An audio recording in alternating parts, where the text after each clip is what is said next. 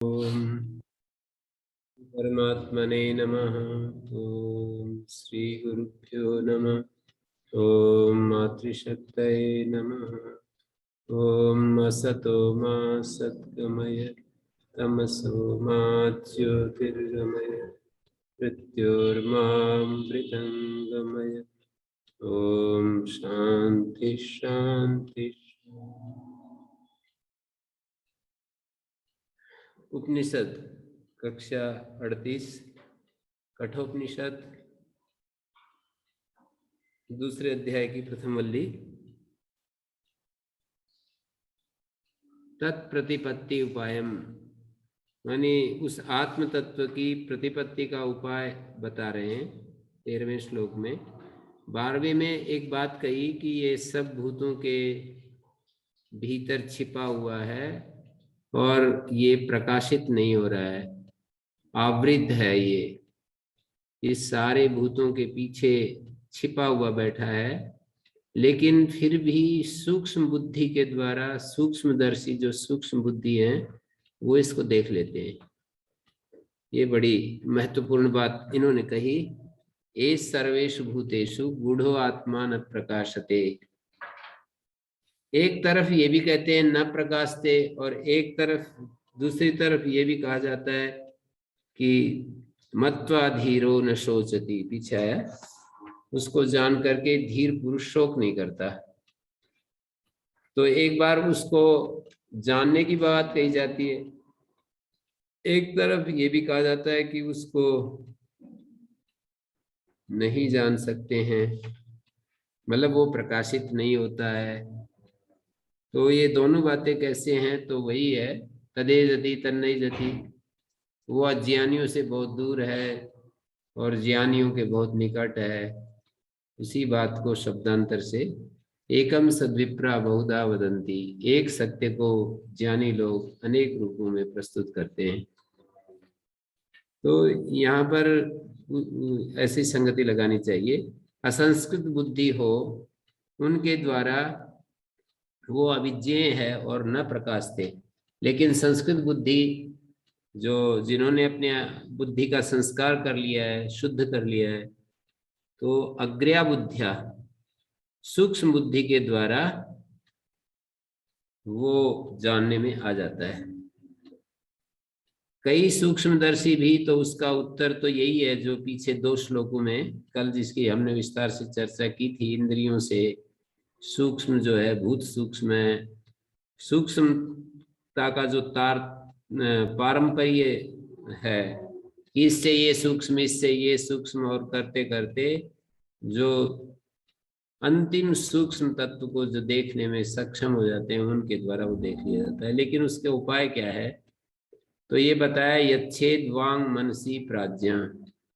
अपनी इंद्रियों को, वाक जो है सभी इंद्रियों का उपलक्षण है, अपनी समस्त इंद्रियों को, जो ज्ञानेन्द्रियां और कर्मेंद्रियां, सभी इंद्रियों को मन में उपनीत करना चाहिए, मन में उनको उपसंहरित करना चाहिए, मन में उनका उपसंहार करना चाहिए।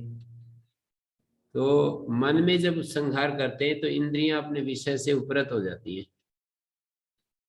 विषय के आकार की जब इंद्रियां होती हैं तो विषय को ग्रहण करती हैं। जैसे आंख रूप के आकार से आकारित होता है, तब हमें रूप का ज्ञान होता है। यदि आंख अंतर्मुख हो जाए, मन में विलीन हो जाए, कई बार आपने देखा होगा कि सोते समय आंखें खुली रहती हैं लेकिन उसको दिखाई नहीं देता। ये तो बहुत ही स्पष्ट उदाहरण आपके सामने आया होगा कि आंखें खुली हैं पर सोने वाले को दिख नहीं रहा है। इसका मतलब उसकी आंख जो है वो कहाँ चली गई? मन में चली गई है, तो इस कारण से उसको दिखाई नहीं दे रहा है। तो ये बात यहाँ पर समझी जा सकती है कि हम जागते हुए भी इस तरह अपनी इंद्रियों को अपने मन में ले जा सकते हैं। जैसे सोते समय स्वाभाविक प्रक्रिया से इंद्रियां मन में चली जाती हैं, वैसे ही जागते हुए भी ये प्रोसेस अपनाया जा सकता है, ये किया जा सकता है। ये संभव बात है, ये काल्पनिक बात नहीं है। यच्छेद वांग मनसी, वाणी को मन में उपनीत करें प्राज्ञ व्यक्ति, ज्ञानी व्यक्ति, प्राज्ञ बनने का जो इच्छुक है वो व्यक्ति यच्छेद तद यच्छेद ज्ञाने आत्मनि, और उसको ज्ञानात्मा में, मन को ज्ञानात्मा में उपनीत करने का मतलब ये होता है कि हम साक्षी बनकर मन केवल जान रहा हूं इस भाव में, जान रहा हूं इस भाव में हम अपने आप को स्थिर करें। मन उसमें उपनीत हो गया ज्ञानात्मा में, जब हम जान रहे हैं इस भाव में जीते हैं। केवल जानना मात्र हमारे मन में है, ज्ञान मात्र जब हमारे मन में है, किसको जान रहा हूं, यदि कोई विषय आता है तो उस विषय को जानना होता है, लेकिन विषय जब नहीं है तो भी ज्ञान मात्र में हम प्रतिष्ठित हुआ जा सकता है। जानने का सामर्थ्य तो है, परंतु अभी किसी को विषय नहीं बनाते। हाँ, विषय नहीं बनाते, जानने का सामर्थ्य है। तद यच्छेद ज्ञाने आत्मनि, मानी हमारी जो व्यष्टि बुद्धि है उसमें हम मन से परे है, वो मन से सूक्ष्म है, मन का भी प्रत्यगात्म रूप है, तो उसमें अपने आप को उपसंहरित करें ज्ञानात्मा में। और ज्ञानात्मा का मतलब यही है प्रकाश स्वरूप बुद्धि में, बुद्धिर ही मन आदि करणानि आपनोति इति आत्मा प्रत्यक तेषाम। बुद्धि जो है मन आदि करणों को व्याप्त करती है, इसलिए वो जो व्याप्त करता है वो उसका प्रत्यक होता है, और जिसको व्याप्त करते हैं वो स्थूल होता है। तो बुद्धि व्याप्त करती है मन आदि करणों को, तो वो प्रत्यक है। ज्ञानात्मा का मतलब ये है कि हमारे भीतर एक उसको हम ऐसे नहीं समझ सकते, नहीं देख सकते, जैसे कि ये हम बाहरी घटपट पदार्थों को देखते हैं, क्रिया से, उसके जो कार्य से हम उसको समझ सकते हैं। तो जो तत्व संकल्प विकल्प करने वाला है उसको भी मन कहते हैं, संकल्प विकल्प करने वाले तत्व को मन कहते हैं। और जो निश्चय करने वाला तत्व है उसको बुद्धि कहते हैं। तो निश्चय तो ज्ञान स्वरूप जो होता है, मानी जानन व्यापार करने वाला है ना, जानने का जो व्यापार से युक्त है उसको हम बुद्धि कहते हैं। तो मन को जानने के व्यापार में, जब मन से परे जो जानने वाला तत्व है उसको बुद्धि कहते हैं, उसमें जब अपने आप को ले जाते हैं, अर्थात मन को उसमें उपनीत करते हैं, उपसंहरित करते हैं, तो उस क्या घटना घटेगी उसको हमें देखना चाहिए। जैसे हमने मन में जब इंद्रियों को उपनीत किया तो क्या घटना घटी, तो हम कहेंगे कि ये घटना घटी कि इंद्रियां अपने विषय को ग्रहण करना छोड़ दिया, और मन जब जानने के उसमें चला गया तो क्या घटना घटेगी, मन ने संकल्प विकल्प करना छोड़ दिया। मन का अपना स्वरूप यही है कि वो संकल्प विकल्प करता है। कोई एक मन में विचार आता है, कोई दूसरा आता है, उसके विरोध में आता है, ये निरंतर प्रोसेस चल रहा है। मुझे ये करना है, मुझे वो करना है। संकल्प और विकल्प से परिचय होना चाहिए हमारे को मन को समझने के लिए। मन क्या करता है, संकल्प विकल्प करता है।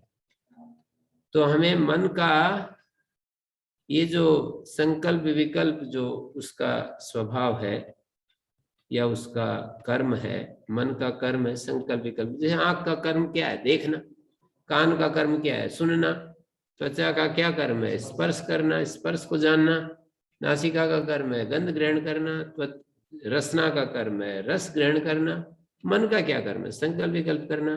तो जब संकल्प विकल्प वाला जो मनस तत्व है उसको जब हम बुद्धि में उपनीत करते हैं, बुद्धि में उपसंग्रहित करते हैं, बुद्धि में ले जाते हैं, तो मन अपने संकल्प विकल्प कार्य को छोड़ देता है। जैसे इंद्रियों ने अपने अपने व्यापार को छोड़ दिया जब वे मन से एकाकार हो गए।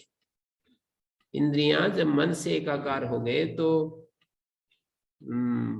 इंद्रियों ने अपना अपना काम छोड़ दिया। मैंने सोने का उदाहरण दिया, सोते समय हमारी आंख और कान तो वैसे भी खुले रहते हैं, ऐसा थोड़ी है कि कान उस समय, कान हमारे कान में कुछ लगा दिया जाता है, धीरे धीरे बोलेंगे तो सुनेगा नहीं, मतलब जोर से बोलते हैं तो सुन जाता है, पर धीरे धीरे बात कर रहे हो तो हमारे को नहीं सुनता है। आँख कहते हैं तो सारी इंद्रियां खुली है। हाँ खुली है।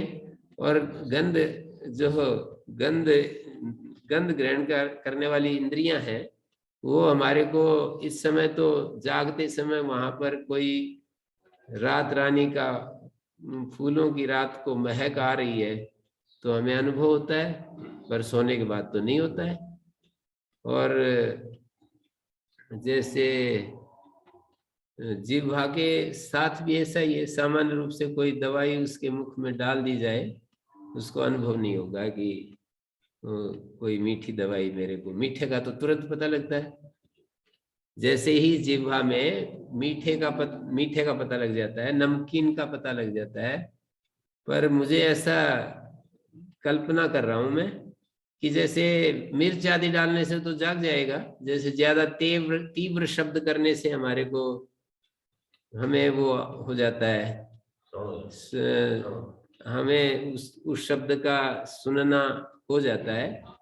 तो ऐसे ही कोई मधुर चीज हमने जिह्वा के लगा दी, शहद ही लगा दिया, तो सोए हुए आदमी को ये पता ही नहीं लगेगा कि मैंने मीठा, जो है जो गहरी नींद में सो रहा है उसको ही नहीं पता लगेगा कि मैंने मीठे को मतलब शहद चाट रहा हूं मैं, या शहद ले लिया है मैंने अपने मुंह में, उसका थोड़ा मुंह खोल करके डाल दिया जाए परीक्षण करने के लिए, तो उसमें उसको पता नहीं लगेगा। और ये पांचवी इंद्रियां मन में चली गई है, ये तो स्पष्ट कहा जाता है कि स्वप्न सोते समय हमारी इंद्रियां मन में चली जाती हैं।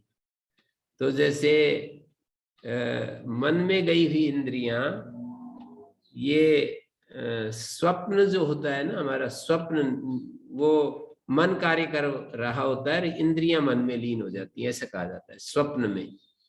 नींद में तो ये है कि मन भी चला जाता है, नींद में तो मन भी नहीं रहता है, पर कोई हम स्वप्न अवस्था को ही पकड़ करके देखेंगे तो इंद्रियां अपना व्यापार छोड़ देती हैं, इंद्रियां व्यापार छोड़ देती हैं, मन बेशक अपना व्यापार करे, तो मन अपना संकल्प विकल्प व्यापार तो कर रहा है, लेकिन इंद्रियां अपना व्यापार छोड़ दिया। ये है मन में ले जाने का, इंद्रियों को अपने मन में ले जाने। मन ऐसा विचार कर रहा है कि मुझे अपने जीवन में योग साधना करनी, ये एक संकल्प है, पर ये तो बड़ा मुश्किल काम है, ये तो मेरे सामर्थ्य से बाहर है, ये विकल्प हो गया। मन ये जब विचार करता है कि मुझे इस शास्त्र को पढ़ना है, उपनिषद पढ़ने हैं, तो ये मन का संकल्प हो गया, पर क्या करूं, मेरे पास समय ही नहीं है, मैं बहुत सारे मेरे पास काम है, तो ये विकल्प हो गया। तो मन संकल्प विकल्प करता रहता है, इंद्रियां अपने अपने विषय को ग्रहण करती हैं। तो मन में ले जाने का मतलब है कि संकल्प विकल्प मात्र तो बच गया, पर इंद्रियों ने अपना काम छोड़ दिया। लेकिन अभी मन को भी तो ले जा रहे हैं ना, ये यूं कह रहे हैं कि फिर मन को, संकल्प विकल्प को ज्ञानात्मा में, जो संकल्प विकल्प का भी ज्ञाता है ना, उसको बुद्धि कहते हैं। संकल्प विकल्प से जो परे है, संकल्प विकल्प को जानने वाला कि देखो मुझे तो यही करना है, संकल्प विकल्प के बाद एक निश्चय करते ही ना बुद्धि कि नहीं मुझे, संकल्प विकल्प में तो दो बात रहती हैं कि एक बात ये होगी, एक बात ये होगी, पर बुद्धि जब अपना काम करती है तो फिर एक निश्चय हो जाता है कि नहीं मुझे कुछ भी हो मुझे यही करना है, फिर विकल्प नहीं आता है, निश्चय ही सामने रहता है। तो बुद्धि में अपने मन को हम उपनीत करें, उपसंहरित करें, बुद्धि में उपसंहरित करते हैं जब अपने मन को, तो फिर निश्चय रहता है सामने, और उस निश्चय का ज्ञान रहता है कि मुझे यही करना है, मुझे योग साधना करनी है। इस निश्चय पर दृढ़ यदि बुद्धि स्थिर हो जाती है तो ये मन का और ज्ञानात्मा में उपसंहरित होना है। और बुद्धि का भी समष्टि बुद्धि में उपसंहरित करने की बात कही है।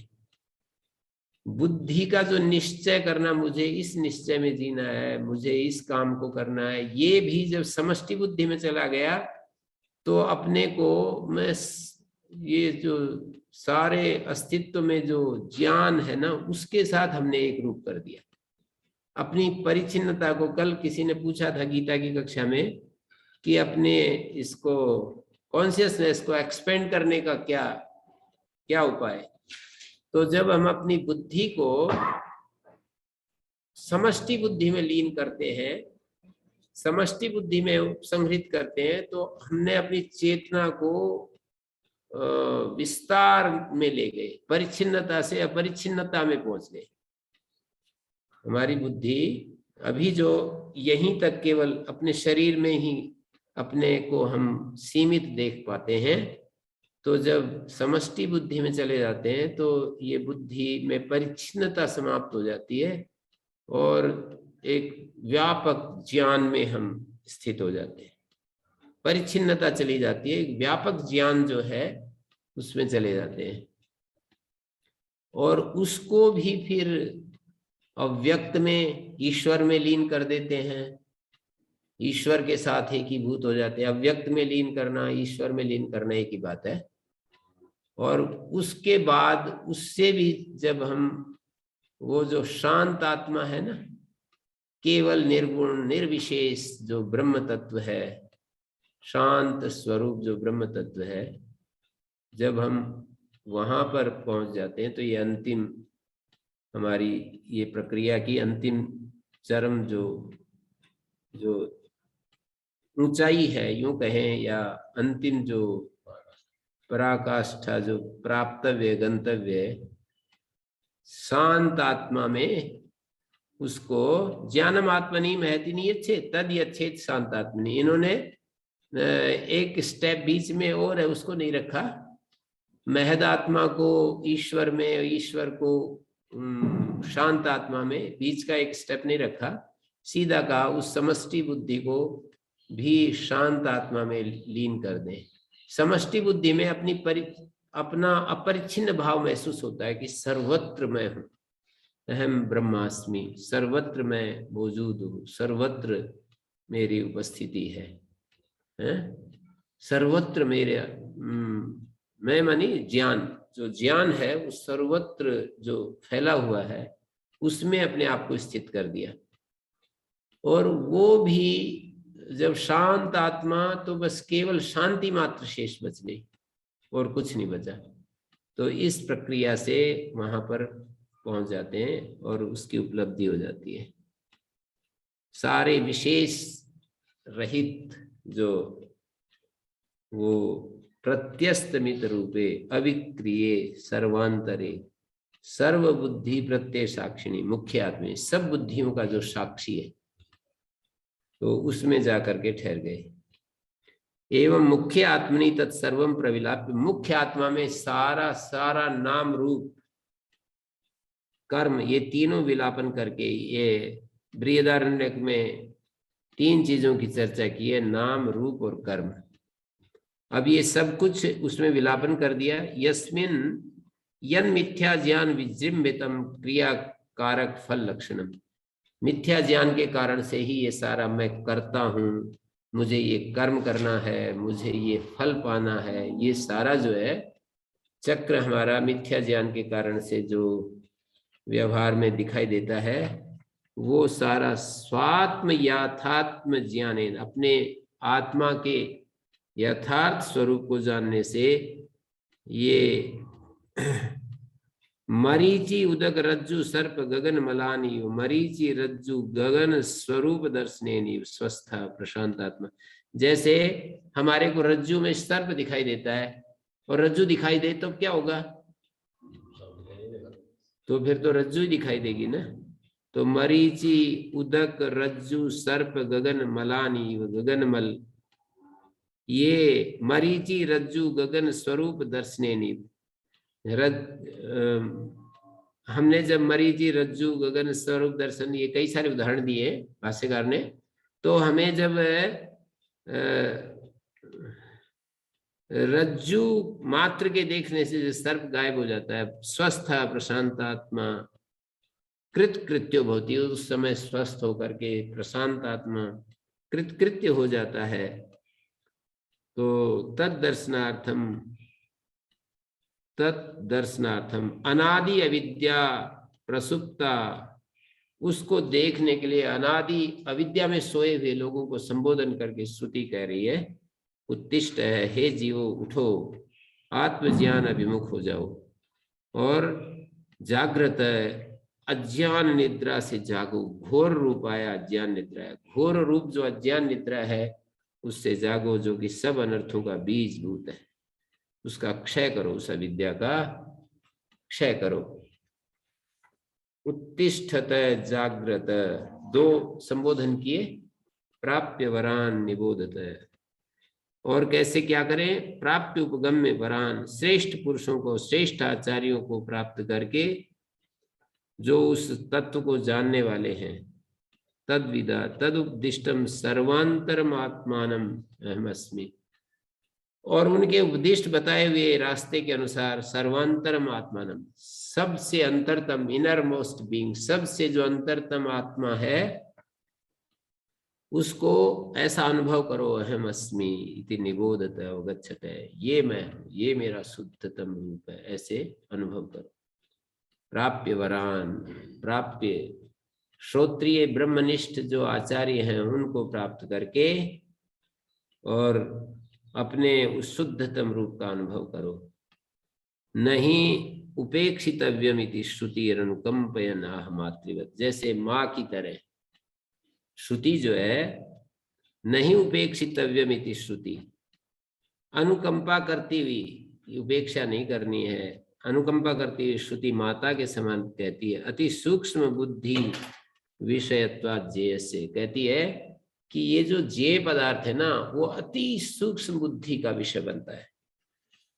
अति बुद्धि सूक्ष्म विषयत्वात् जेय से, ऐसे विषय नहीं बनता है, बुद्धि का विषय ऐसे नहीं बनता है, केवल हमारी बुद्धि अन्य समस्त आरोपों को जब हटा देती है तो वो आत्मा स्वतः प्रकाशित हो जाता है।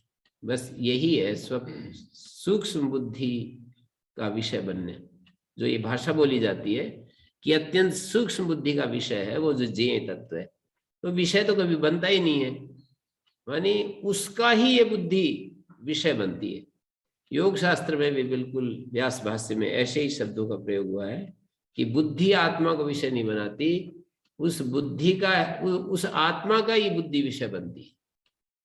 उसका विषय बनने के कारण बुद्धि में ये आता है कि मैं अहम अस्मि, ये जो प्रतीति हो रही है बुद्धि के अंदर, बोध हो रहा है, उस आत्मा का ही बुद्धि विषय बनने के कारण से ऐसा उसके अंदर बोध उत्पन्न होता है।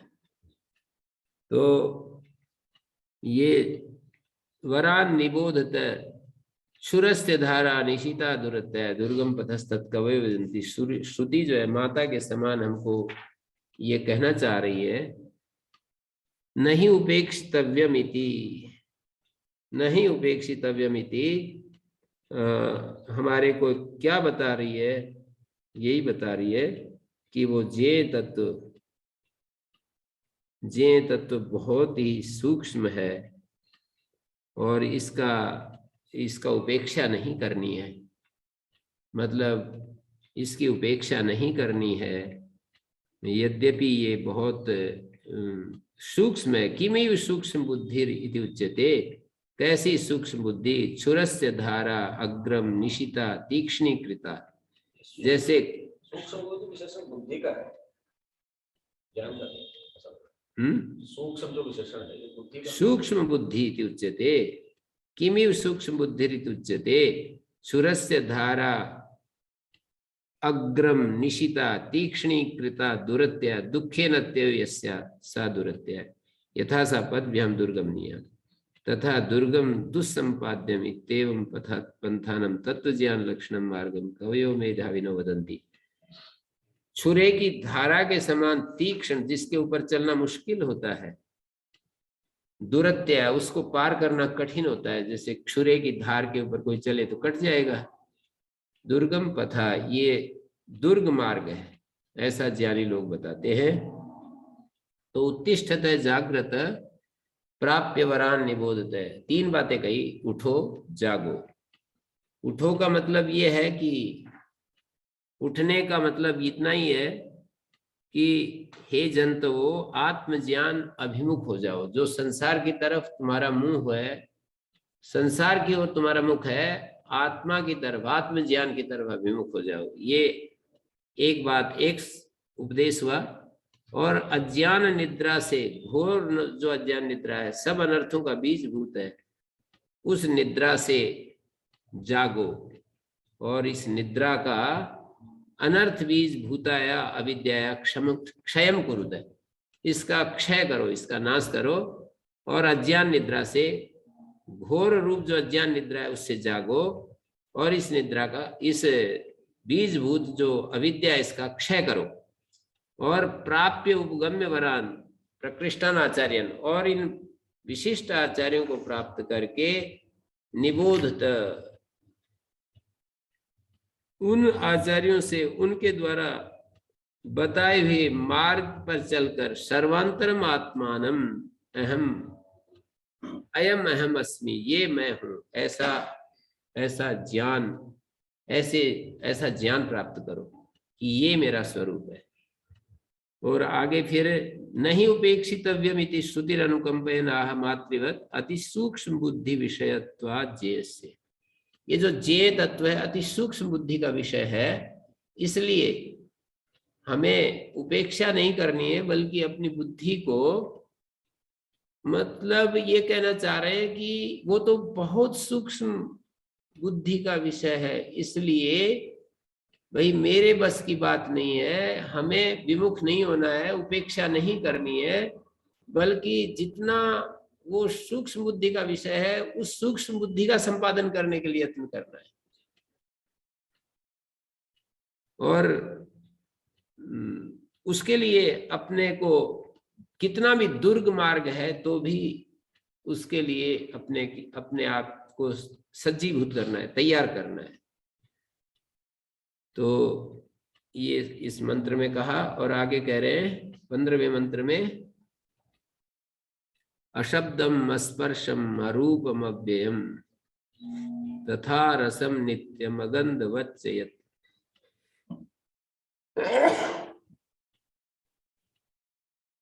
अनाद्यनंतम महता परम ध्रुवम विचाल्य तन मृत्यु मुखात प्रमुच्यते। ये जो जे है कैसे अति सूक्ष्म है उसको यहाँ दिग्दर्शन करा रहे हैं। जैसे ये पृथ्वी कितनी बड़ी भारी भरकम है, स्थूल है, ये जो पूरी पृथ्वी है शब्द स्पर्श रूप रस गंध से उपचित है, सारी इंद्रियों का विषय बनी हुई है। ऐसे ही हमारा शरीर है, जैसे ये पृथ्वी है वैसा हमारा शरीर है। तो यहाँ कहा है एक एक गुणापकर्षण गंधादि नाम सूक्ष्मत्व महत्व विशुद्धत्व नित्यत्वादि तारतम्यम दृष्टम अबादिषु यावद आकाश। एक एक गुण का अपकर्ष करते जाएंगे, जैसे गंध को हटा देंगे तो 4 गुण बच जाएंगे जल में, रस को हटा देंगे तो अग्नि में 3 गुण बच जाएंगे, रूप को हटा देंगे तो शब्द वायु में 2 गुण बच जाएंगे, स्पर्श को भी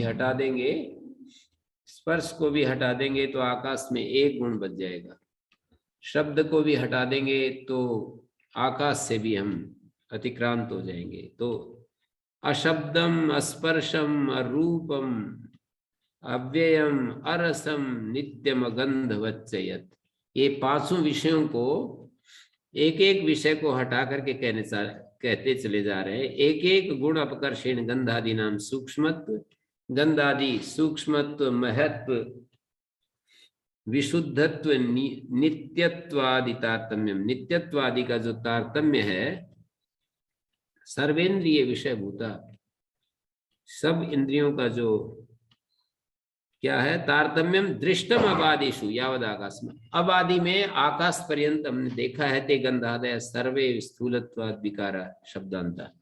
वे सारे जो हैं विकार हैं शब्द पर्यंत, गंध और रस और रूप और स्पर्श और शब्द, ये सारे जो हैं गंधादि स्थूल होने से विकार हैं शब्द पर्यंत। ये जहां नहीं है किमु तस्य सूक्ष्मत्वादि निरतिशयत्व वक्तव्य, उसके सूक्ष्मत्व का क्या कहना। ये सारे जहां गंध आदि नहीं है, ये जहां नहीं है उसके सूक्ष्मत्व की क्या बात कहनी। तो उसको श्रुति दिखा रही है अशब्दम, अस्पर्शम, अरूपम, अव्ययम, वो अविनाशी है। वे नहीं, जिसमें वे नहीं होता है उसको अव्यय कहते हैं, परिवर्तन नहीं होता, जिसमें कोई विकार नहीं होता। अरसम नित्यम अगंधवच्चयत एतद व्याख्यातम ब्रह्म अव्ययम, ऐसा ये ब्रह्म है वो अव्यय है। अव्यय विशेषण ब्रह्म का है, सारे ही ब्रह्म के विशेषण है। शब्द रहित है वो, स्पर्श रहित है, रूप रहित है, रस रहित है, गंध रहित है, और फिर नित्य और अव्यय है। ऐसा वो ब्रह्म नित्य है, नित्य तत्व है और अव्यय है। जो शब्दादिवान है और जो व्यय को प्राप्त हो रहा है, वो उसके लिए क्या कहा, यद्धि शब्दादिमत तद वेति, जो शब्दादिमान होता है वो विविधता को प्राप्त होता है। वेति विविधम एति गच्छति वेति। लेकिन ये जो आत्म तत्व है शब्दादि अशब्दादिमत्वात्, ये अशब्दादिमान होने के कारण से अव्यय है। न वेति न क्षीयते, अतएव से नित्यम यद्धि वेति तद अनित्यम, इदम तो न वेति अतो नित्यम। जो वे को प्राप्त होता है तद अनित्यम, इदम तो न वेति अतो नित्यम। ये तो वे को प्राप्त नहीं होता, विकार को प्राप्त नहीं होता, इसलिए नित्यम है। और इतस्य नित्यम अनादि अविद्यमान आदि कारणम अस्य तदेदम अनादि, अनादि अनंतम, जिसका आदि कारण नहीं है उसको अनादि कहते हैं। नित्य जो है कैसे है ये, इसका हेतु दिया अनादि अनंतम। नित्य का हेतु है अनादि अनंतम, कैसे वो नित्य है, तो कहते हैं इसका आदि कारण नहीं है और इसका अंत भी नहीं है। यदि आदिमत तत्कार्यत्वाद अनित्यम, जो आदिमान होता है वो कार्य होने से अनित्य हो जाता है। अनित्यम कारणे प्रलीयते यथा पृथ्वी आदि, जैसे पृथ्वी आदि अपने कारण में लीन हो जाती हैं, तो कारण इससे नित्य है, कार्य से अधिक नित्य है। और कारण भी अपने उस आत्म तत्व में विलीन हो जाता है, तो वो अंतिम नित्य है, ऐसे कहना चाह रहे हैं। अनादि अनंतम यथा इदम तो सर्व कारणत्वाद अकार्यम, ये तो सबका कारण होने से कार्य है नहीं। अकार्यत्वा नित्यम, और कार्य नहीं है तो नित्य न तस्य कारणम अस्ति यस्मिन् प्रलीयते, उसका कोई कारण है नहीं जिसमें ये लीन हो जाए।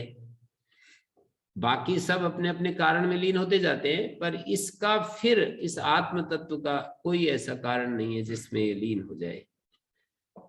तथा अनंतम अविद्यमानो अंतो कार्यम अस्य तद अनंतम, अनंत का मतलब है जिसका अविद्यमान है कार्य, जिसका, उसको अनंत कहते हैं। यथा कदली आदि फलादि कार्योत्पादनेन अपि अनित्यत्वं दृष्टम न च तथा अपि अंतवत्वं ब्रह्मणो अतोपि नित्यम। जैसे कदली आदि होते हैं, केले के पौधे होते हैं, फलादि कार्य उत्पादन, फलादि कार्य का उत्पन्न करते रहते हैं, इसलिए उनको अनित्य कहा गया है, अनित्य देखा गया है। जो हमारा वो जो कदली फल होता है, आम का फल होता है और केले का, और ये सब फल होते हैं, जितने भी नींबू के फल होते हैं, वो अपने अपने कार्य को उत्पन्न करते रहते हैं, वो वृक्ष। तो जो अपने कार्य को उत्पन्न करेगा वो अनित्य होगा। किसी ब्रह्म तो ब्रह्म के साथ, ब्रह्म जो है प्रतीत होता है, कार्य को उत्पन्न कर रहा है, उसके साथ जो उसका जो माया जिसको कहते हैं, जिसको प्रकृति कहते हैं, अव्यक्त जिसको कहते हैं, वो कार्य, उससे कार्य उत्पन्न होता है। उसका जो एक उसका चेतन अंश है और एक उसके साथ में माया अंश है। तो जो माया अंश है उससे ये सारा जगत उत्पन्न होता है, और ये तो ऐसा लगता है, इसलिए उसको विवर्त कहते हैं। उसको चेतन को विवर्त कहते हैं। इस जगत का वो विवर्त है। विवर्त का मतलब होता है कि जैसे प्रतीत तो ऐसा होता है कि ये जगत है, पर होता वही है। जैसे रज्जु प्रतीत ऐसे होती है कि ये सर्प दिख रहा है मेरे को, पर है वो रज्जु, देखने वाले को सर्प दिख रही है। तो इस तरह से ये ब्रह्म इस जगत का विवर्त है। ब्रह्म इस जगत का विवर्त है और माया इसका उपादान है। पर ऐसे विभाजन करके देखेंगे तो ऐसे ही लगेगा। यदि हम इसको बिल्कुल एकदम बारीकी से देखेंगे तो यही आएगा। सांख्य जिसको कहता है कि प्रकृति से ये जगत बना है, वैसा ही हो रहा है। पर चूंकि यहाँ माया को अलग से नहीं कहते और उसी की एक शक्ति बता देते हैं, और शक्ति होने के नाते उससे ये सब बदल रहा है। तो ये इसको देखते हैं अभी क्या कह रहे हैं। ये अनादि अनंतम महता परम ध्रुवम, यहाँ पर ये बताया कि इदम तो सर्व कारणत्वाद अकार्यम, ये सबका कारण होने से ये अकार्य है। और अकार्यत्वा नित्यम न तस्य कारणमस्ति, इसका आत्मा का कोई कारण नहीं होता है जिसमें लीन हो। तथा अनंतम, दूसरा शब्द है श्रुति में अनंतम, अनादि अनंतम। अविद्यमान है अंत जिसका, कार्य जिसका, इसलिए उसको अनंत कहते हैं। जैसे इसका केले के पौधे का एक और कार्य केले का पौधा हो जाता है, ऐसे आत्मा का एक और आत्मा बन जाए, टुकड़ा बन करके वो हो जाए, ऐसा नहीं होता। कदली आदि फलादि कार्योत्पादने अनित्यत्व दृष्टम, कदली आदि के फलादि कार्य के उत्पत्ति करने से उनका अनित्यत्व है, क्योंकि वो एक और फल को उत्पन्न कर रहे हैं, फिर वो और फल को उत्पन्न कर रहे हैं, तो इनको अनित्य कहा जाता है, क्योंकि अपने कार्य को जन्म देते हैं ये। न च तथापि अंतवत्वम ब्रह्मणो, उस तरह से भी ब्रह्म का अंतवत्व नहीं है कि ब्रह्म अपने जैसा किसी एक और जीव को पैदा कर दे, एक और आत्मा को पैदा कर दे। आत्मा अपने जैसे कि एक और आत्मा को पैदा नहीं कर सकता। संतति प्रक्रिया नहीं है। ये जो माया है ये जगत के रूप में परिवर्तित होती है, ये तो ठीक है, पर ब्रह्म तो वैसा का वैसा निर्विकार अपना जो उसका शुद्धतम रूप है वो बना रहता है। उससे कुछ और निकल करके आ जाए, ऐसा नहीं होता है। तो इसलिए उसको नित्य कहा है कि न च तथापि अंतवत्वम ब्रह्मणो, ब्रह्म का अंतवत्व भी नहीं है।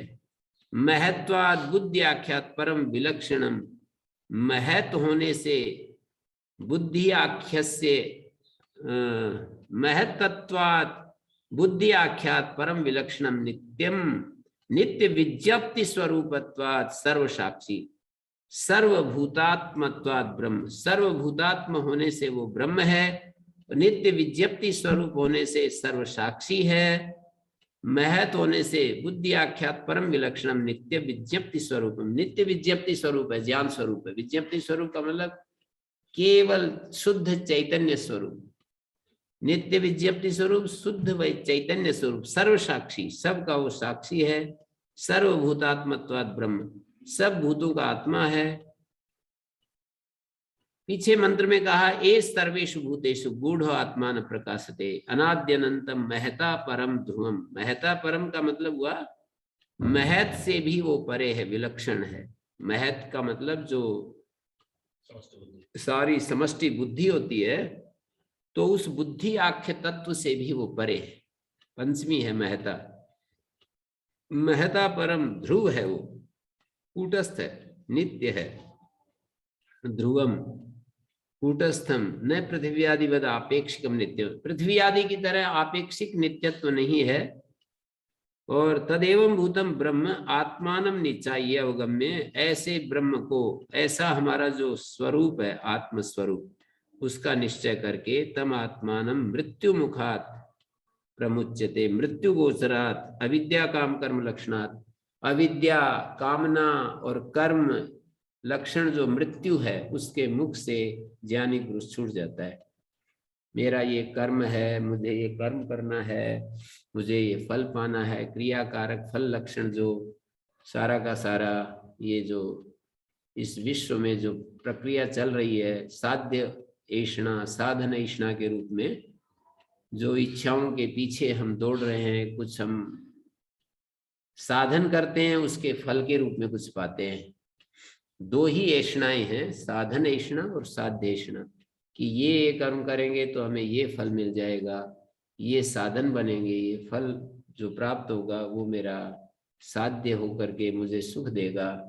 इस तरह से ये सब मृत्यु मुखात, मृत्यु गोचरात, अविद्या काम कर्म लक्षणात्, अविद्या काम और कर्म लक्षण जो मृत्यु है उसके मुख से ज्ञानी व्यक्ति छूट जाता है।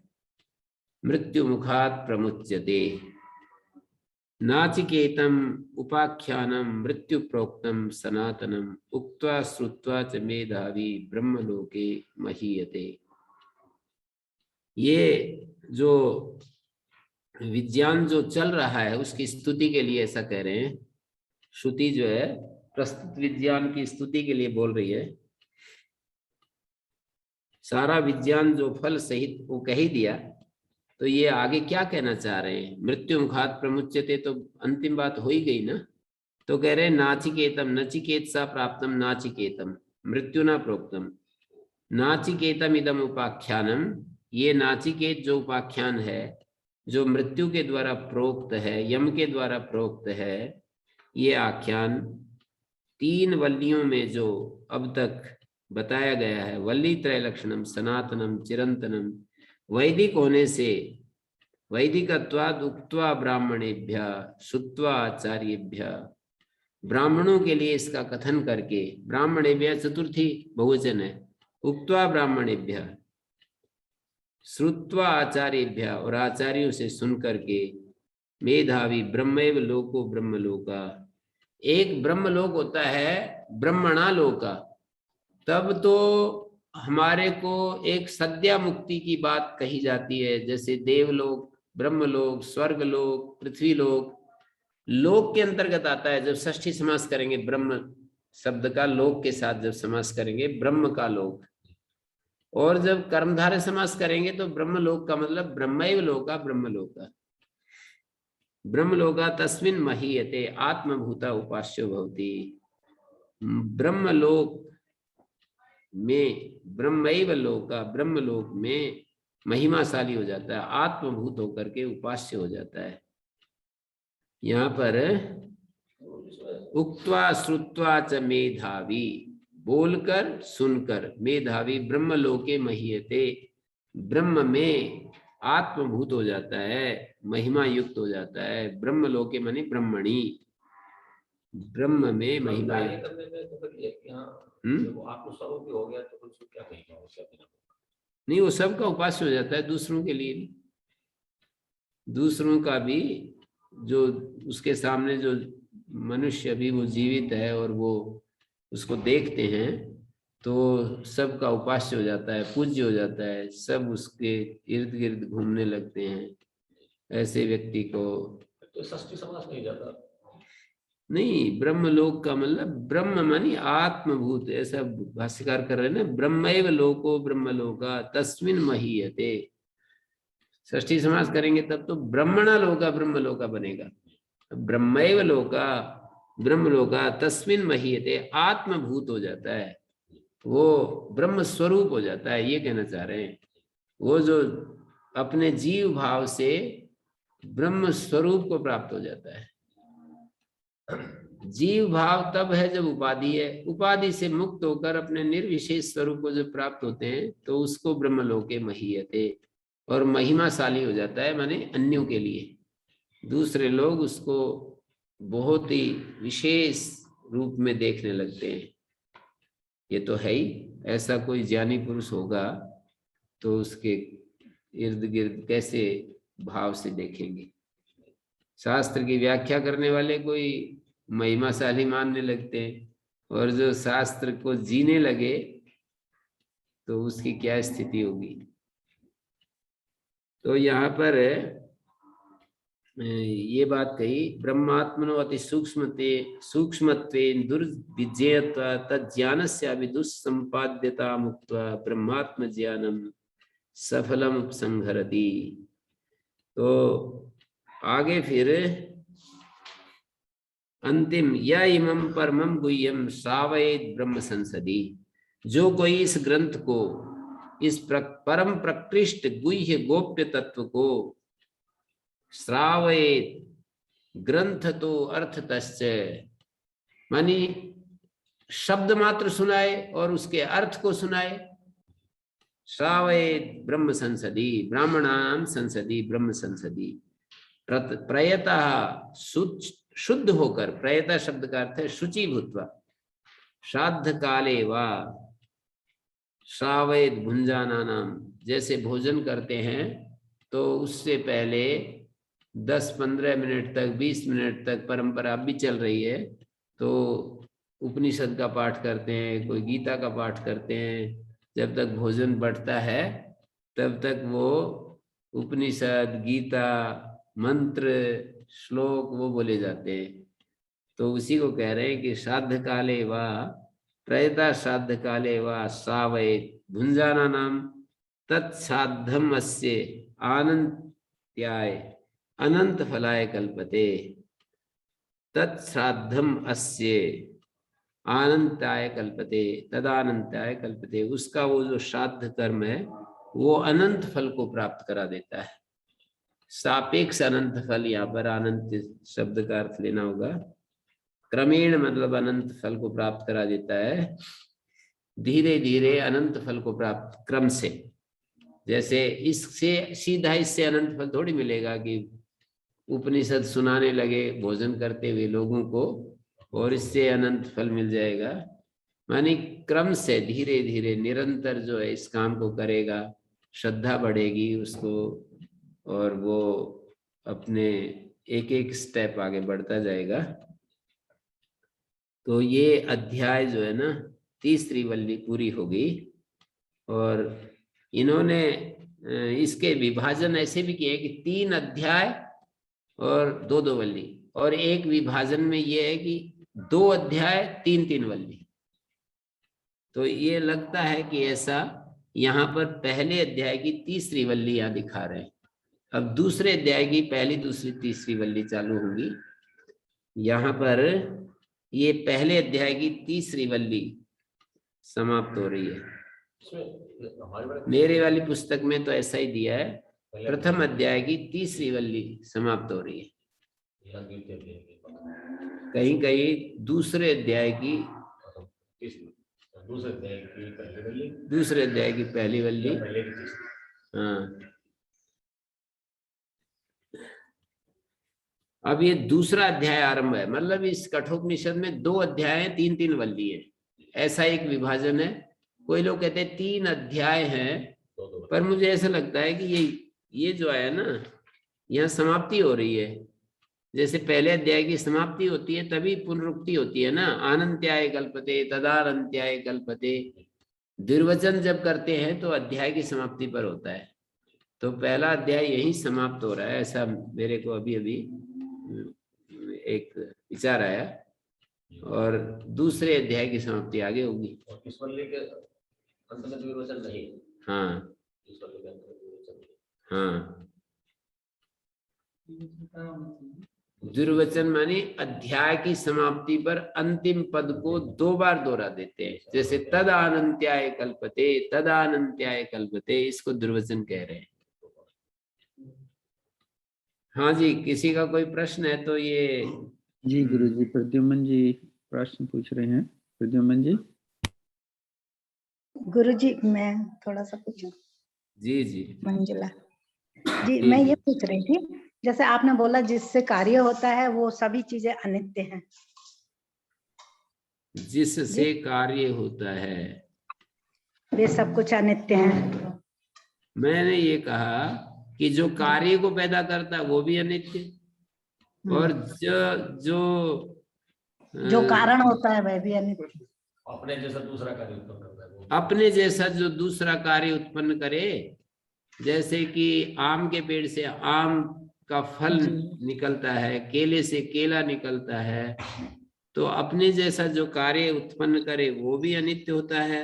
और दूसरी तरफ ये कहा कि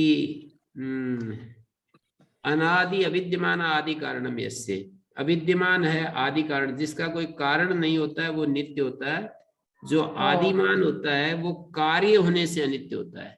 जिसका कोई मिल आदि गया होता समाधान, समाधान मिल गया, क्योंकि जिसका कारण नहीं है वो नित्य है। जैसे सत्वरजतम, वही पूछ रही थी मैं कि वो तो नित्य है, उनसे जी, कार्य जी। होता है, मगर आपने दे दिया उसका समाधान। धन्यवाद जी, बहुत जी, अच्छा। मैं उधर ही संदेह में थी, क्या हुआ ये तो। वो नित्य है हमेशा, सत्यरजतम तो नित्य प्रकृति है, और जी, उससे जो जी। कुछ भी उत्पन्न होते हैं वो सब अनित्य है। जी जी, जी। जी, धन्यवाद। ओम प्रद्युमन जी, आप हैं? नमस्ते स्वामी। नमस्ते ज्यादा जी। जी। एक पर्सन आचार्य जी, मतलब आप पूछ लीजिए फिर मैं पूछ लेता हूँ, पूछिए। हाँ, प्रद्युमन जी। हाँ स्वामी जी, मैं ये जानना चाह रहा था कि जो द्वितीय वल्ली है हाँ जी। कठोपनिषद उसमें हाँ जी। 23वां श्लोक है, तो उसमें न अयम आत्मा प्रवचनेन, मतलब ये कहा है कि पठन पाठन से नहीं प्राप्त होता, तो यहाँ आत्मा शब्द ईश्वर के लिए आया है। जी। उसके बाद में दोबारा फिर आत्मा शब्द सीधे आया है, लभ्यस्त शैष आत्मा वृणुते तनुम स्वाम। जी। तो ये इस तरह दो बार वहां पर आया है। तो पहली बार में तो हमने ईश्वर माना है, लेकिन दूसरी बार में ये जो जीवात्मा है इसको माना है। जी। तो यहाँ पे हमें वाक्यार्थ बोध समझना पड़ेगा। तो मैं जानना चाहता हूँ कि वाक्यार्थ बोध की शैली क्या होती है, जैसे इस श्लोक को मैं देख रहा था। जी। वाक्यार्थ बोध की शैली, एक तो सर्वनाम पदों का ध्यान रखना होता है कि यत से जिसको कहा जाता है तत् से उसका ग्रहण होता है। इस मंत्र का एक तो भक्ति परक अर्थ है, एक तात्विक ज्ञान परक अर्थ है। तो दो तरह से इसका अर्थ होगा। भक्ति परक जब अर्थ करते हैं तो हम ये कहते हैं कि यमेव एष वृणुते तेन लभ्या, यह आत्मा जिस साधक को वर्ण करता है उस साधक के द्वारा इसको प्राप्त किया जाता है। ये भक्ति परक अर्थ है। माने नायम आत्मा प्रवचन लभ्या, ये आत्मा माने जिसको आप ईश्वर समझ रहे हैं, इसको प्रवचन के द्वारा, मेधा के द्वारा और बहुत बहुश्रुत होकर के, बहुत ज्यादा ग्रंथों को सुन करके हम इसको नहीं प्राप्त करते। कैसे प्राप्त करते? यमेवेश वृणुते तेन लभ्या। भक्ति परक अर्थ बता रहा हूं, दो तरह का अर्थ बताऊंगा। तो उसमें भक्ति परक अर्थ ये है कि जिस यम माने जिस साधक को स्वयं ये आत्मा वर्ण करता है, आत्मा ही उसको चुनाव करता है और आत्मा ही अपना प्रेम, अनुग्रह और उसकी कृपा वर्षाता है उसके ऊपर। यमेवेश वृणुता तेन लभ्या, तेन साधकेन लभ्यः तस्य एष आत्मा, उसके लिए यह आत्मा मानी ये जो ईश्वर जिसको आपने अभी बोला, तस्य कृते, तस्य जीवस्य कृते एष आत्मा, ये जो आत्मा है अपने स्वरूप को प्रकाशित कर देता है, उद्घाटित कर देता है। तनुम स्वाम विवृणुते, ये तो हो गया भक्ति परक अर्थ। और इसका अर्थ ये भी होगा नायम आत्मा प्रवचन, ये आत्मा जो अद्वैत तत्व है जिसको हम आत्मा कहते हैं, वो प्रवचन आदि से नहीं मिलता है। यमेव एष वृणुते तेन लभ्य, मानी जिस एस साधका यम वृणुते तेन वर्णेन लभ्या, उस वर्ण के द्वारा ये आत्मा प्राप्त होता है। अपना स्वरूप ही है जो यमेव एष वृणुते, यह साधक, एष शब्द से हम साधक को लेंगे।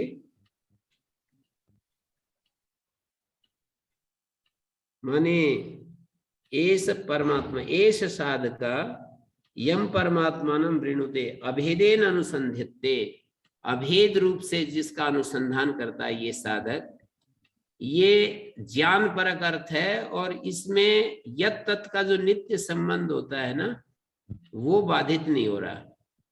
पहले वाले अर्थ में भक्ति परक जो अर्थ है वो गलत नहीं है, पर मैंने कहा कि वाक्यार्थ बोध की शैली से थोड़ा हमें हटना पड़ता है, और हमें उस परमात्मा की कृपा हम सब जीवों पर अहेतु की कृपा भी होती है, ये हमारा ध्यान आकृष्ट किया जाता है।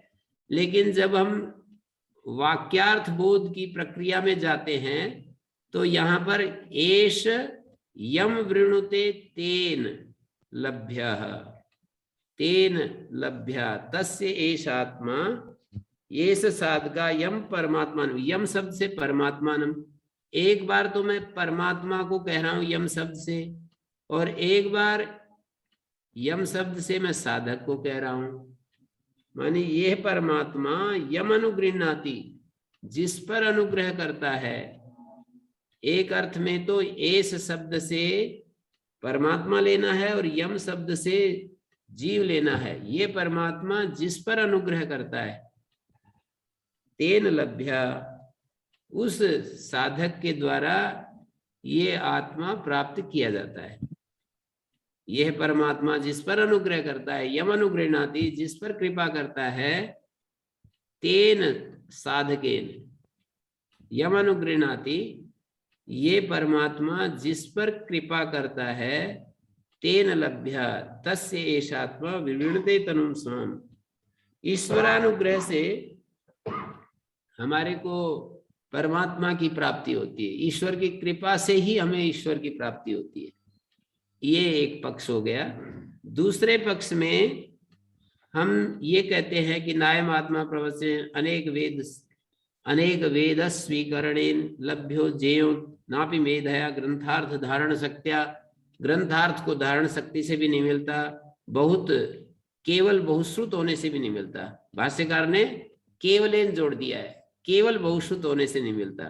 तो कैसे प्राप्त होता है? यमेव स्वात्मानम एष साधको वृणुते, ये एक दूसरा अर्थ है। यह साधक, एष से पहले परमात्मा ले रहे थे, अब ले रहे साधक। यह साधक, यम से पहले साधक ले रहे थे, अब ले रहे आत्म तत्व। यह साधक जिस आत्मा को वर्ण करता है, साधक प्रार्थना करता है, तेनेव आत्मना वरित्रा, उस अपने स्वरूप का ही वर्ण करने वाला स्वयं आत्मा लभ्या ज्ञायते, स्वयं ही अपने को प्राप्त करता है। यमेव एष वृणुते, यह साधक जिस आत्मा को वर्ण करता है, स्वीकार करता है। वर्ण करने का मतलब अन्य किसी को नहीं चाहता है, अन्य सब से, अनात्म से वैराग्य करता है और केवल एकमात्र आत्मा का ही इच्छुक होता है। माने प्राप्ति से पहले जो एक कार्यकरण संघात के रूप में ये जो साधक बना हुआ है, शरीर इंद्रिय मन प्राण का जो समुच्चय बना हुआ है साधक के रूप में, आत्म उपलब्धि से पहले की स्थिति है। यह साधक जिस आत्मा का वर्ण करता है था, आत्मा के सिवाय और किसी भी चीज का चुनाव नहीं करता ये साधक। तो उस चुनाव के द्वारा, ऐसे उस चुनाव के द्वारा कि एक आत्म तत्व ही मुझे चाहिए और मुझे इस संसार में कुछ भी नहीं चाहिए, कोई सुख नहीं चाहिए, कोई पद नहीं चाहिए, कोई प्रतिष्ठा नहीं चाहिए, कोई जीवन नहीं चाहिए, कुछ भी नहीं चाहिए मुझे। ऐसा जिसके अंदर भाव पैदा हो गया है, तो कहना चाहिए कि तेनेव आत्मना वरित्रा स्वयमेव आत्मा लभ्य। उस तेन का मतलब उस आत्मा के द्वारा, उस वर्ण करने वाले के द्वारा स्वयं अपने को ही प्राप्त किया जाता है। निष्कामस्य आत्मानमेव प्रार्थयते, आत्मना एव आत्मना लभ्यते। निष्कामस्य आत्मानमेव प्रार्थयते, माने पदार्थ ये तेन लभ्य, निष्कामस्य आत्मानमेव प्रार्थयते, आत्मा की ही प्रार्थना करता है। आत्मना एव आत्मा लभ्ये, स्वयं से स्वयं को प्राप्त करता है। कथम लभ्यते? तस्य आत्म कामस्य, तस्य का मतलब उस आत्म कामना वाले के लिए, एष आत्मा विवृणुते प्रकाशयति पारमार्थिकीम तनु, अपने उस पारमार्थिक स्वरूप को प्रकाशित करता है, अपना जो उसका स्वरूप है वो प्रकाशित हो जाता है। तो ये दो तरह से इसका मैंने अर्थ किया और दोनों ही संगत हैं, इसमें कोई विप्रतिपत्ति नहीं है। आचार्य शंकर ने ये दूसरा अर्थ किया है और महर्षि दयानंद जैसे भक्त लोग हैं वो पहला अर्थ करते हैं। तो आदि आध्यात्मिक की और आदि भौतिक, इसमें इस तरह की व्याख्या समझे इसको, आध्यात्मिक व्याख्या हुई ना स्वामी जी के, तो दोनों। हाँ, दोनों ही आध्यात्मिक, आदि भौतिक, आदि दैविक का तो यहाँ कोई प्रसंग नहीं। और एक बात ये पूछना चाह रहा था, यहाँ पे लभ्य शब्द आया है, तो ये लभ्य प्रत्यय के साथ में आया है या सामान्यतः लिंग लकार से आया है? क्योंकि इसको प्राप्त किया यहाँ पर उपयोग किया गया है। नहीं, ये एक वो होते कृत्य प्रत्यय होते हैं, लिंग लकार, तृतीय प्रत्यय और लेट लकार, लोट लकार, चारों का एक ही अर्थ होता है।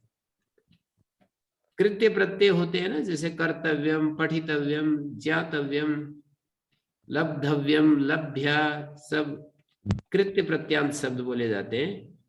संस्कृत भाषा में यदि कहें तो कृत्य प्रत्यांत बोले जाते हैं। फिर लेट लकार होता है, लिंग लकार होता है, लोट लकार होता है, इन चारों में एक ही अर्थ कहा जाता है।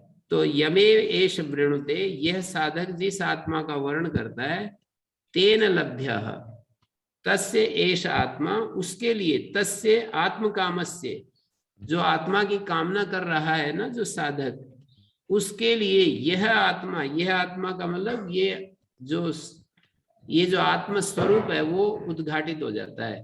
तनुम स्वाम विवृणुते प्रकाशयति, ये भाषा में जो है ना ऐसे बोल रहे हैं, कर्तृवाच्य का प्रयोग हो रहा है, विवृणुते प्रकाशयति, प्रकाश करता है, कर्ता आदि कुछ नहीं है, वो उसके सामने प्रकट हो जाता है। पारमार्थिक तनुम स्वाम स्वकीयाम स्व याथात्मम, अपना जो याथात्म है वो प्रकाशित हो जाता है।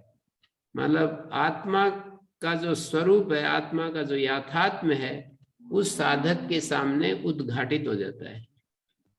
बोलने में ऐसा करते हैं जैसे सूर्य इस जगत को प्रकाशित करता है। सूर्य जगत को क्या प्रकाशित करेगा? सूर्य के होने से जगत प्रकाशित होता है, उसमें कर्तृत्व जैसी कोई चीज नहीं है, सूर्य के होने मात्र से जगत प्रकाशित हो जाता है। तो आत्मा के सामने से जब आवरण हट जाता है तो आत्मा प्रकाशित हो जाता है, ऐसा कहना चाहिए। और आत्मा का आवरण कैसे हटता है? तो कहा ना, वर्ण ऐसा किया है साधक ने कि मुझे आत्मा के सिवाय कुछ नहीं चाहिए। ऐसे परम वैराग्य की स्थिति में जब साधक अभिमुख होता है आत्मा की ओर, तो उसके लिए आत्मा प्रकाशित हो जाता है, अपना स्वरूप उद्घाटित कर देता है। ये जो भाषा है, ये भाषा जो है अपने भाषा की अपना एक सीमा है, भाषा की अपनी सीमा है और भाषा का अपना एक प्रवाह है। तो उस प्रवाह में ऐसा बोला गया है। और भक्ति परक अर्थ में तो कोई दिक्कत है ही नहीं कि परमात्मा हमारे सामने प्रकाशित हो जाता है, प्रकट कर देता है। हम जब साधक होकर के और अपना जीवन जीते हैं तो परमात्मा स्वयं हमारा वर्ण करता है, चुनाव करता है, और फिर हमारे सामने वो अपने आप को प्रकट कर देता है। श्री अरविंद और महर्षि दयानंद ने दोनों ने यही अर्थ किया है कि वो परमात्मा स्वयं हमारा चुनाव करता है और हमारे सामने वो प्रकाशित हो जाता है, मानी वो प्रकट हो जाता है, अपने स्वरूप को प्रकट कर देता है। तो मैंने दोनों अर्थ कर दिए, जो आपको बहुत अच्छा लगता है और आपकी चेतना को ऊपर उठाता है, उस अर्थ को स्वीकार करके आगे बढ़े। स्वामी जी, ये आपने जो प्रकाशित करने वाली बात कही है, तो प्रकाश शब्द से एक अर्थ तो ज्ञान होता है और एक तो सूर्य का जो लाइट होता है जो हम देख रहे हैं अभी। नहीं, वो एक ये आत्मा के संदर्भ में तो ज्ञान ही होता है, लाइट तो केवल उस भौतिक वस्तुओं के लिए प्रयोग होता है। प्रकाश शब्द का अर्थ ज्ञान ही लेना चाहिए जहाँ जगह जगह, क्योंकि अग्नि का एक नाम भी, ईश्वर का नाम अग्नि है, अग्रणी होने ये से। आत्मा के संदर्भ में तो ज्ञान ही लेना चाहिए। ठीक है स्वामी जी, लेकिन वो धन्यवाद। जैसे हम कहते हैं ना कि ये प्रकाशक है, ये प्रकाश्य है, तो इसका मतलब ज्ञान के द्वारा हम लोगों के ज्ञान के विषय बनते हैं। न तत्र सूर्यो भाति न चंद्र तारकम, ऐसे बोलते हैं ना, वहां सूर्य, उस सूर्य का वो विषय नहीं बनता। न तत्र सूर्यो भाति, सूर्य उसको विषय नहीं बनाता। तत्र मानी तम विषयम न करोति, उस आत्मा को विषय नहीं बनाता। न चंद्र तारकम नेमा विद्युतो भांति कुतोयम अग्नि, तमेव भांतम अनुभाति सर्व, वो जब प्रकाशमान होता है तभी ये सब प्रकाशित होता है। तो यहाँ पर भी इस मंत्र में हम लोग जो जीव लोग हैं, हमारे ज्ञान उसके होने से वो सूर्य हमें प्रकाशित होता है। हमारे ज्ञान में वो सूर्य आता है कि ये सूर्य है। तमेव भांतम अनुभाति सर्वम तस्य भाषा सर्वमिदं विभाति, उस आत्मा की ज्योति से, उस आत्मा के होने से सर्वमिदं विभाति विविधम भाति, ये सब कुछ विविध रूप में प्रकाशित हो रहा है। का मतलब है हमारे ज्ञान का विषय बन रहा है। जानने वाले के ज्ञान का विषय उस आत्मा के कारण बन रहा है। ये आत्मा को प्रकाशित नहीं कर रहे। सूरज, चांद, धरती, आसमान में जो ये तेजस्वी तेजोमय पदार्थ हैं वो आत्मा को प्रकाशित नहीं करते, आत्मा के होने से ये प्रकाशित होते हैं। इसका मतलब हमारे अंदर आत्मा है, मानी इस कार्यकरण संघात शरीर में आत्मा है, इसलिए हमको पता चलता है कि ये सूर्य है, ये चंद्रमा है, ये तेजस्वी पिंड है, ऐसा। धन्यवाद स्वामी जी, धन्यवाद। जी अनिल जी, आप पूछना चाह रहे हैं? हाँ जी अनिल। हाँ ओम आचार्य जी, मतलब मैं ये पूछना चाह रहा था, जैसे मोक्ष और आत्मबोध एक स्थिति है और दूसरा जो है हाँ, न्याय एक दर्शन। ही स्थिति है, आत्मबोध और मोक्ष एक ही स्थिति है। एक प्रश्न और था आचार्य जी, इसमें जो है जैसे न्याय दर्शन में दुख की निवृत्ति मात्र को जो है वो अपवर्ग कहा है जी, और यहाँ मतलब